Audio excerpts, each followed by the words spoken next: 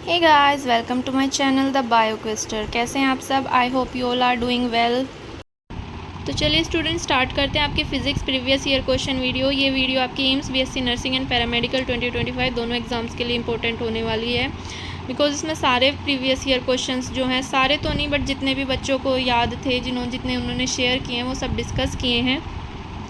And इससे क्या होगा कि आपको पता चलेगा कि किस टॉपिक से क्वेश्चंस पूछे जा रहे हैं। तो जिन बच्चों की ये पहली वीडियो है वो प्लीज़ वीडियो को लाइक कर दें, शेयर एंड सब्सक्राइब, जिससे कि आने वाली वीडियोस की नोटिफिकेशन आपके पास सबसे पहले आ जाए।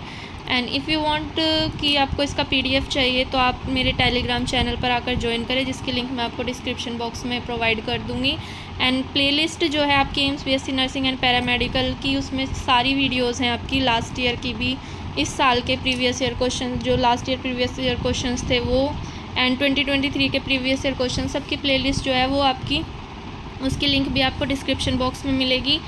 सो जिसको भी लिंक चाहिए वो डिस्क्रिप्शन बॉक्स में जाकर चेक कर सकता है। एंड चलिए वीडियो को स्टार्ट करते हैं। अगर आपको क्वेश्चंस अच्छे लगते हैं, वीडियो अच्छी लगती है, सो प्लीज़ लाइक भी किया कीजिएगा, इससे मुझे मोटिवेशन मिलती है। चलिए स्टार्ट करते हैं। फर्स्ट है dimension of magnetic field. Answers आपको साथ साथ मैंने एक्सप्लेन किए हैं, बिकॉज एमसीक्यूज़ बच्चों को याद नहीं रह पाते कि सारे ऑप्शंस, तो सिर्फ उन्होंने क्वेश्चंस प्रोवाइड किए होते हैं, बाकी जो आपके लिए सॉल्यूशन है उनके आंसर लेके आना है, उस पर सारी मेहनत मैं करती हूँ। सो प्लीज़ वीडियो को लास्ट तक देखकर मेरी मेहनत का फल भी मुझे दे दिया कीजिए, क्योंकि बहुत टाइम लग जाता है सारे क्वेश्चंस को समझने में, कि बच्चे पूरे प्रॉपर तरीके से क्वेश्चन भी नहीं बताते, बस ये बताते कि आपको रिफ्रैक्टिव इंडेक्स दिया, आपको ये दिया एंड आपको इसका क्या निकालना है। सो उससे ऐसे बताते हैं, तो उससे क्वेश्चन समझना पड़ता है कि क्या पूछा गया होगा पेपर में। तो गाइस बहुत मेहनत लगती है, सो प्लीज़ सपोर्ट कीजिए एंड वीडियो को लास्ट तक ज़रूर देखिएगा। Guys dimension of magnetic field जो है आपसे पूछा है, तो इसका आंसर है m1t-2 a⁻−1। Guys I am sure कि एक क्वेश्चन जो है आपका डायमेंशन से आना है, सो प्लीज़ जितनी भी मेन डायमेंशंस हैं वो सारी के सारी पढ़ के जाइएगा। एक क्वेश्चन डेफिनेटली बनना है आपका डायमेंशंस में से। So it's up to you, सारी डायमेंशंस देख लीजिएगा, क्योंकि लास्ट ईयर दो प्रीवियस ईयर 23 में भी डायमेंशन पूछी गई है एंड 24 में भी डायमेंशन पूछी गई है। ठीक है, अब है एक ball of mass 10 kg moving with velocity 10 centimetre per second collide elasticity with a block of mass 1 kg which is at rest. Find velocity of work after collision. आप सबको रहता था कि न्यूमेरिकल्स नहीं करा रहे, सो अब आपकी न्यूमेरिकल्स प्रैक्टिस चल रही है, इससे आपको न्यूमेरिकल्स का भी आइडिया हो जाएगा किस टाइप के और किस लेवल तक के न्यूमेरिकल्स पूछे जाते हैं। तो इसमें आपको find velocity of work after collision बताना है। ठीक है, कोलिजन के बाद क्या वेलोसिटी बनेगी। अब क्वेश्चन में आपको क्या क्या चीज़ें गिवन है, आपको m1 पता है 10 kg दिया है, आपको इनिशियल वेलोसिटी बॉल की पता है। ठीक है, बॉल किसके साथ कोलाइड की है, बॉल कोलाइड की है एक ब्लॉक के साथ। ठीक है, आपको बॉल की इनिशियल वेलोसिटी पता है 10 सेंटीमीटर पर सेकेंड दी है, जो आपकी 0.1 मीटर पर सेकेंड हो जाएगी। मास ऑफ ब्लॉक भी दे दिया है 1 kg, but mass of block किस पे है, रेस्ट पे है, तो आपकी V2 भी दे दी है 0 मीटर पर सेकेंड का स्क्वायर, जो कि 0 हो जाएगी। इलास्टिक कोलिजन में क्या होता है, मोमेंटम और काइनेटिक एनर्जी दोनों कंजर्व रहते हैं। ठीक है बच्चों, in elastic collision both momentum and kinetic energy are conserved. तो आपको इसमें फॉर्मूले में पुट करना है सारी वैल्यूज़। ठीक है, आपको V1 पता है, V1, ठीक है, आपको V1 पता है,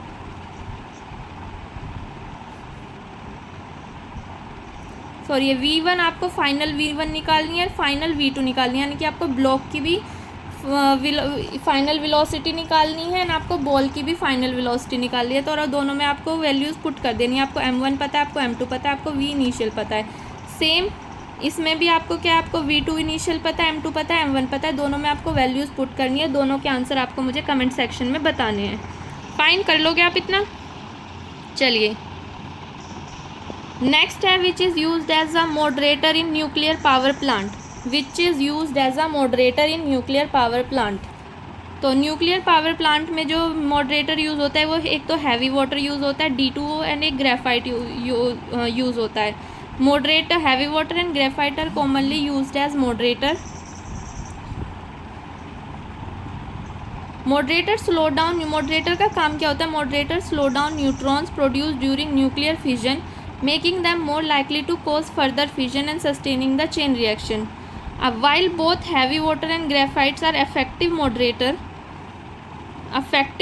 हैं दोनों, ग्रेफाइट भी और हैवी वाटर भी, लेकिन हैवी वाटर जो है सबसे ज़्यादा बेस्ट कंसीडर किया जाता है क्योंकि इसकी हाई मॉडरेटिंग रेशियो होता है, लो एब्जॉर्प्शन ऑफ न्यूट्रॉन्स होता है इसके, हाई मॉडरेटिंग रेशियो, और इसका क्या होता है? लो एब्जॉर्प्शन ऑफ न्यूट्रॉन्स का एब्जॉर्प्शन बहुत लो होता है हैवी वाटर में। सो सबसे बेस्ट क्या कंसीडर किया जाता है? Heavy water.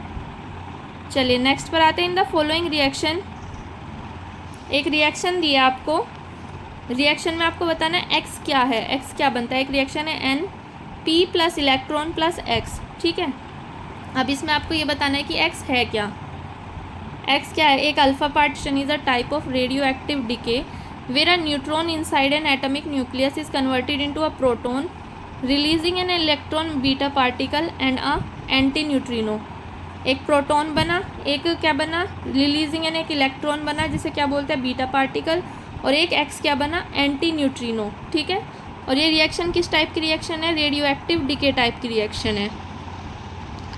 चलिए नेक्स्ट क्वेश्चन है एमसी, ये भी आपका न्यूमेरिकल है। टर्मिनल वेलोसिटी दी आपको, टर्मिनल वेलोसिटी दी आपको 10 मीटर पर second for a steel ball जिसका रेडियस आपको दे दिया 5 centimetre. For a steel ball of 10 centimetre, एक और स्टील बॉल की बात हुई है जिसका रेडियस है 10 centimetre. What is the value of terminal velocity VR2? आपको VR2 निकालना है, ठीक है। अब प्रॉब्लम में आपको क्या क्या दिया गया है?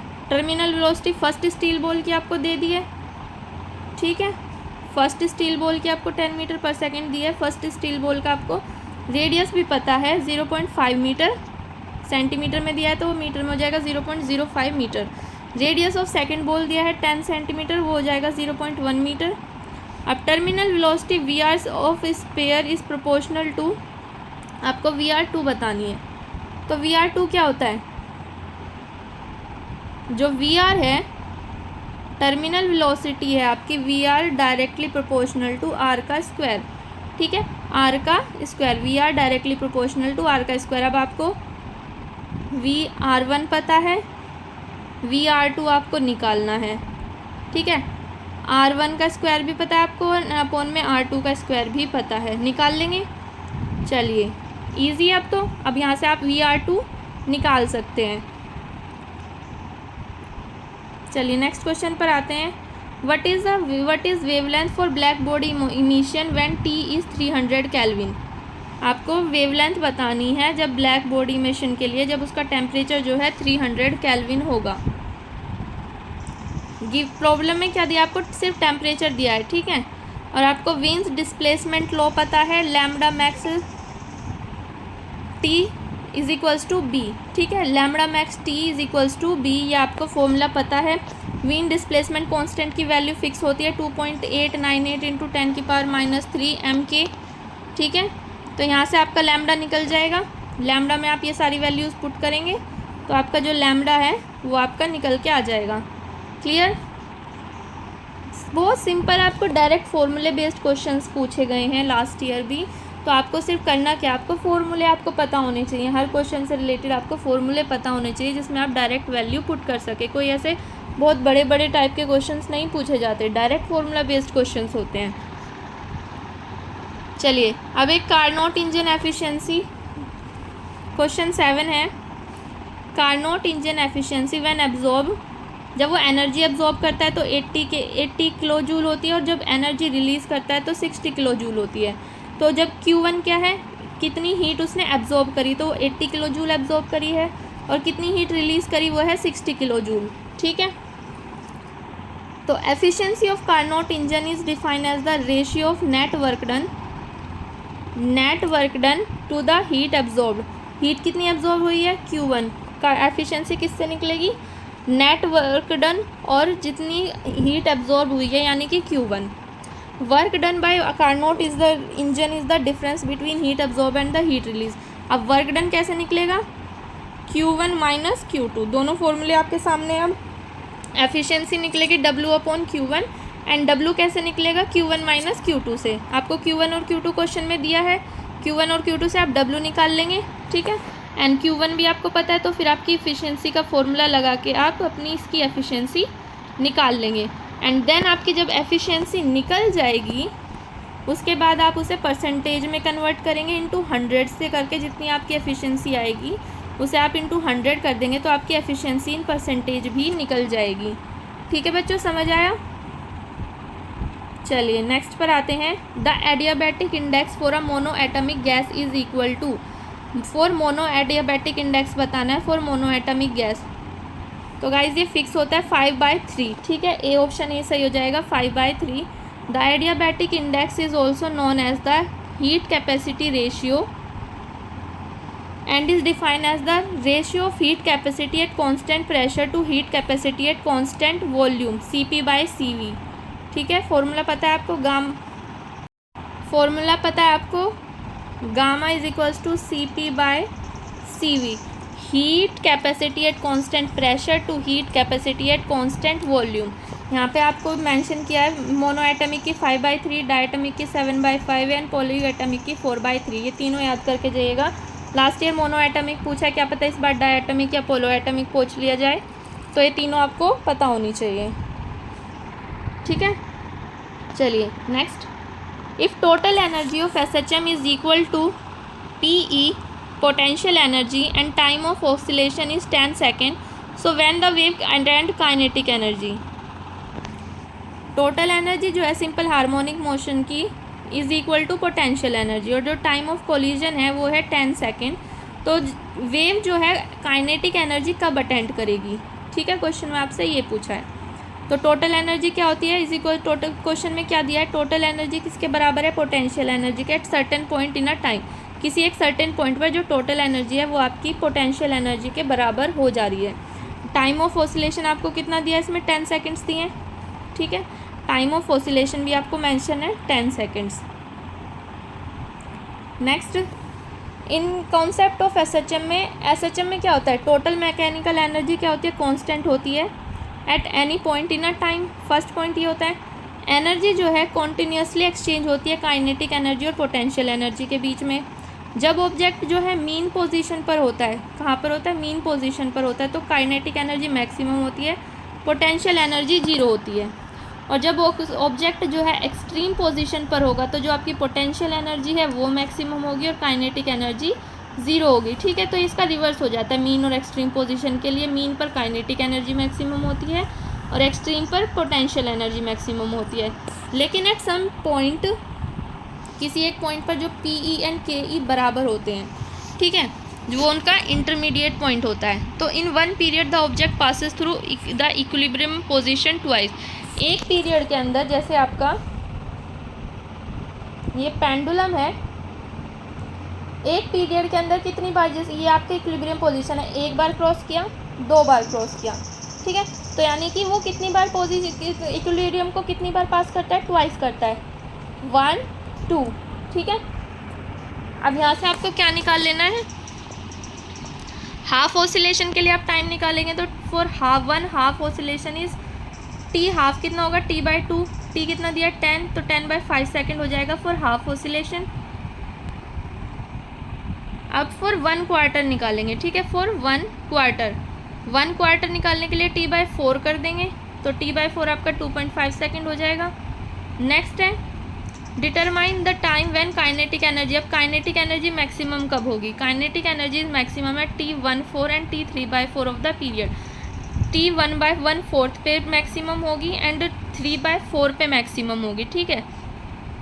तो अब इन दोनों को जब प्लस करेंगे तो हमारी वैल्यू क्या आ जाएगी, पहले की आई थी T1/4 की आई थी 2.5, तो 3/4 की आ जाएगी 7.5, ठीक है। तो काइनेटिक एनर्जी मैक्सिमम किस किस पॉइंट पर होगी, ट्वाइस होती है ना, तो 2.5 और 7.5 सेकेंड्स पर जो आपकी काइनेटिक एनर्जी है वो मैक्सिमम होगी एक पीरियड के अंदर।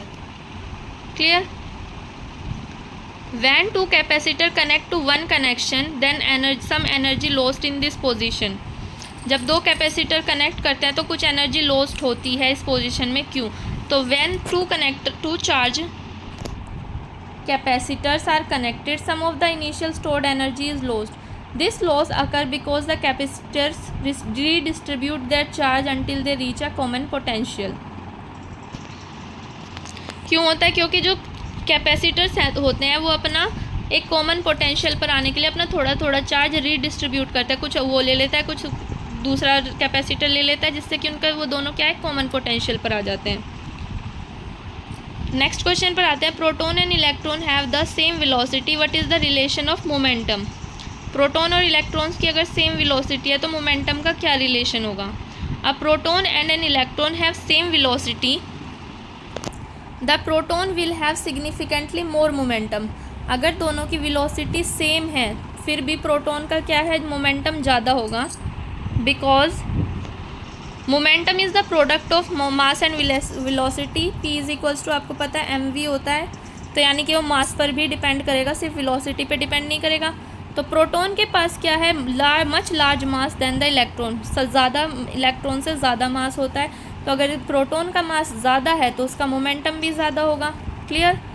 तो proton mass is approximately 1836 times the electrons mass. This means that even the same velocity the proton momentum will be 1836 times greater than the electron. Clear? अगर प्रोटॉन और electron की सेम वेलोसिटी है तो momentum फिर भी किसका ज़्यादा होगा, प्रोटॉन का ज़्यादा होगा, क्योंकि प्रोटॉन का मास इलेक्ट्रॉन से ज़्यादा होता है. ठीक है, चलिए अब फॉर्मूला, इसमें क्वेश्चन नहीं पता बच्चे ने क्या क्वेश्चन पूछा गया होगा, पर टॉर्क का फॉर्मूला दिया है, tau equals to mb sin theta. ये इससे रिलेटेड आपका क्वेश्चन पूछा जा सकता है. तो जिसमें टी आपका टॉर्क है, torque experienced by magnetic dipole moment in a magnetic field is proportional to magnitude of the magnetic moment, the magnetic field strength and the sign of the angle between magnetic moment and the magnetic field vector. तो इसमें आपको ये वाला formula based numerical अगर पूछा जाता है तो आपको सारी वैल्यूज़ पता होनी चाहिए कि क्या क्या क्वेश्चन में पूछा गया है एंड क्या क्या क्वेश्चन में गिवन है. ये फॉर्मूला याद रखिएगा. ठीक है. एग्जाम्पल ऑफ डायमैग्नेटिक, आपको ऑप्शन में एग्जाम्पल ऑफ डायमैग्नेटिक पूछा है तो आपको सारे डायमैग्नेटिक्स पता होने चाहिए कि कौन कौन से एलिमेंट जो हैं वो डायमैग्नेटिक हैं. तो bismuth, copper, silver, gold, lead, silicon, water, quartz, ये क्या हैं, डायमैग्नेटिक हैं. ठीक है. डायमैग्नेटिक क्या करते हैं, they create a weak magnetic field in the opposite direction when placed in an external magnetic field, weakly repelled by magnetic field, do not regain magnetism after the external field is removed, all electrons are paired, no net magnetic movement. ठीक है, सारे क्या हैं, diamagnetic के characteristic हैं. Clear? चलिए अब एक क्वेश्चन में आपको क्या दिया है, L दिया है, इंडक्टेंस दिया है, रेजिस्टेंस दिया है 0.15 ओम, V दिया आपको 200 वोल्ट, I आपको बताना है. ठीक है. तो अब किसमें क्या लगाएंगे, apply Ohm's law, V is equals to IR लगा देंगे. आपको V दिया है, आपको R भी क्वेश्चन में गिवन है, आपको सिर्फ I निकालना है, निकल जाएगा. चलिए नेक्स्ट क्वेश्चन पर आते हैं. अब ये एक डाटा दिया है कि microwave greater than visible and visible is greater than ultraviolet. ठीक है. अब इसमें ये नहीं पता कि फ्रीक्वेंसी के बेस्ड पर डाटा दिया गया है या वेवलेंथ के बेस्ड पर डाटा दिया गया है, तो आपको इस दोनों ही चीज़ें समझ लीजिए इस क्वेश्चन में. Microwave have longer wavelength. ठीक है. जिसकी वेवलेंथ ज़्यादा होगी उसकी फ्रीक्वेंसी कम होगी. तो माइक्रोवेव की जो फ्रीक्वेंसी है वो कम है एंड वेवलेंथ जो है सबसे ज़्यादा है. सिमिलरली यूवी की क्या है, वेवलेंथ जो है, यूवी की वेवलेंथ क्या है, सबसे कम होगी एंड फ्रीक्वेंसी क्या है, सबसे ज़्यादा होगी. ठीक है. डाटा याद रखिएगा. अब resolving power of a telescope का फॉर्मूला क्या है, D/1.22 लैम्डा. ठीक है. तो आप रिजॉल्विंग पावर अगर आपसे किसी क्वेश्चन में पूछी जाएगी तो आप निकाल लेंगे. उसका D क्या है, डायमीटर दिया जाएगा. टेलीस्कोप ऑब्जेक्टिव लेंस का, जो टेलीस्कोप के ऑब्जेक्टिव लेंस का डायमीटर दिया जाएगा एंड वहाँ से आप इसकी रिजॉल्विंग पावर निकाल सकते हैं. ठीक है. एंड जो lambda is the wavelength of light being observe. ठीक है. अगर आपसे रिजॉल्विंग पावर पूछी जाएगी तो आपको वेवलेंथ एंड डायमीटर क्वेश्चन में दिया गया होगा, और अगर आपसे वेवलेंथ पूछी जाती है तो आपको रिजॉल्विंग पावर क्वेश्चन में दी गई होगी. क्लियर? नेक्स्ट है de Broglie wavelength for O2 at 300 kelvin temperature. O2 के लिए आपको डी ब्रोगली वेवलेंथ निकालनी है 300 केल्विन टेम्परेचर पर। न्यूमेरिकल है, देखने में बहुत छोटा सा लग रहा है बट काफ़ी कैलकुलेशन हो जाएगी इसमें भी। आपको टेम्परेचर क्वेश्चन में गिवन है। आपको बोल्ट्जमैन कांस्टेंट फिक्स है आपका 1.38 इंटू 10⁻⁻23 जूल पर केल्विन। आपको प्लैंक कांस्टेंट फिक्स है आपका, ठीक है। रोड पे निकल के मारो। मोलर मास आपको O2 का 0.032 किलोग्राम पर मोल, ठीक है। ग्राम में दिया था, आप इसका किलोग्राम में निकाल लेंगे, ठीक है।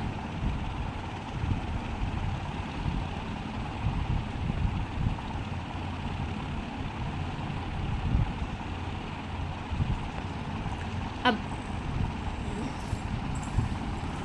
The mass of single molecule can be calculated using the molecular mass and Avogadro number, ठीक है।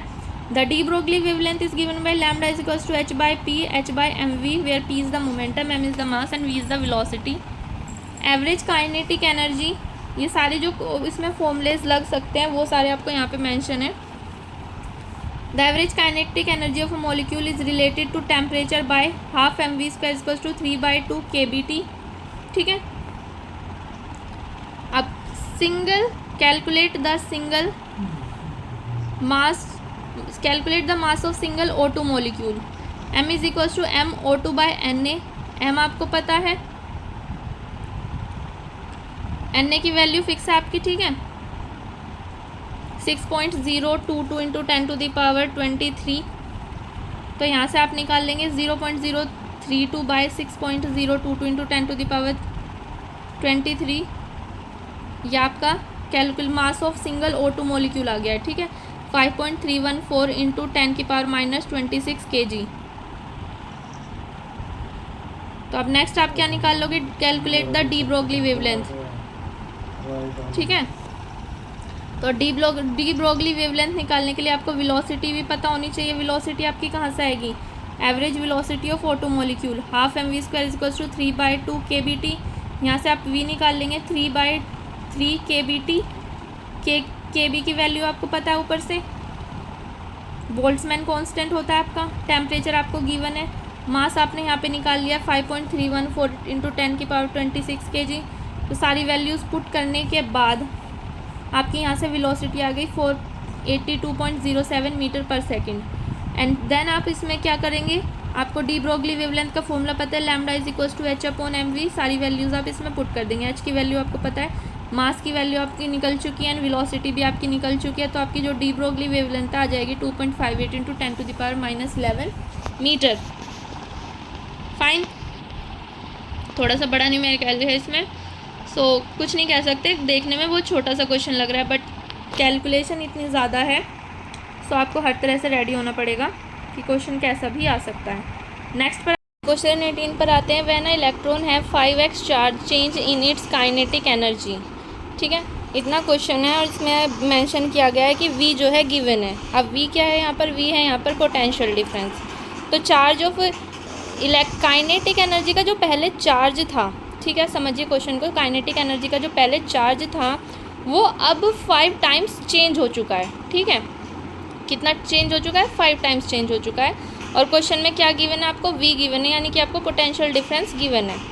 तो the charge of the electron changes by a factor of 5, the potential difference v given है। The kinetic energy gained by a charge particle moving through a potential difference is given by, ये एक formula आएगा कि जो kinetic energy है gain by a charge particle moving through a potential difference, तो किस फॉर्मूले से मेंशन की जाती है, k is equals to Q we, जहाँ पर q क्या होता है आपका चार्ज होता है और v जो है पोटेंशियल डिफरेंस होता है, ठीक है। तो अब यहाँ पर दो काइनेटिक एनर्जीज़ की बात होगी। फर्स्ट वन जो है आपकी k1 होगी, जो 5 टाइम्स चार्ज चेंज होने से पहले की एनर्जी थी, ठीक है, काइनेटिक एनर्जी। और k2 क्या है, जो 5 टाइम्स जब चार्ज चेंज हो चुका है उसके बाद वाली काइनेटिक एनर्जी, ठीक है। तो फर्स्ट फॉर्मूला तो आपका यही आ जाएगा, k1 क्या आ जाएगा आपका qv, ठीक है। अब वहीं calculate the final kinetic energy. अब यहाँ पर आप फाइनल काइनेटिक एनर्जी कैलकुलेट करेंगे तो फाइनल चार्ज क्या है आपका, 5 टाइम्स बढ़ा है तो आपका फाइनल चार्ज हो गया 5q। तो फाइनल काइनेटिक एनर्जी आपकी क्या हो जाएगी, K2 is equals to 5QV। ठीक है, अब चेंज इन काइनेटिक एनर्जी क्या हो जाएगा, डेल्टा K2 माइनस K1 हो जाएगा। ठीक है, डेल्टा क्या आएगा आपका,